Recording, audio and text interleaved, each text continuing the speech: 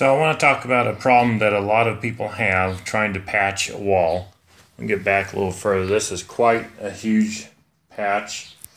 I don't know who did what here, but it looks like it's been worked on a few times and it hasn't worked. And as you can see, the white stuff I've just recently put on it, you can see all the holes are filled in with the white stuff, whereas the paint is the high points. And that's because I've done a little bit of filling, a little bit of sanding on it.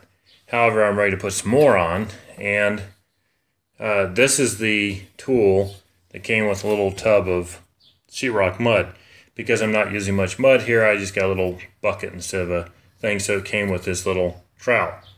And most people would try to use this trowel to get these here to level out. And the fact is, you can't do it. Now, ideally, a patch this big, I'm going to still need a bigger trowel, but I'll show you the one I'm going to use right now.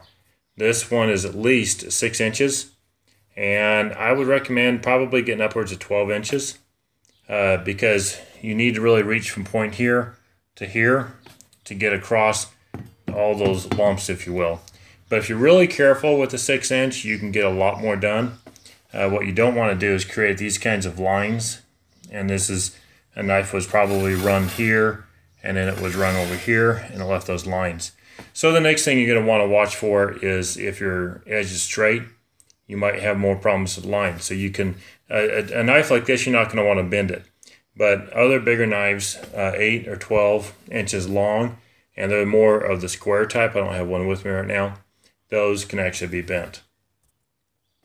So that the ends, when you have this line right here, so the end is actually a little bit tapered, not really tapered, but bent away, and it doesn't cut down in. And if it's not bent, you'll want to bend it. Those are meant to be bent. This one's not so much, but those are meant to be bent. So anyway, summary, you got to use a big enough knife to get across from point to point. So if you take this big of a knife here, you're going to have tons of success over that little hole, whereas if you use a knife like this on something big like this, you're just going to leave tons and tons of lines as you go along, and you're not ever going to get it smooth.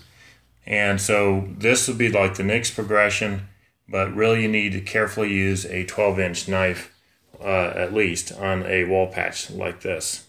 Well, that's it for now. Hope it helps.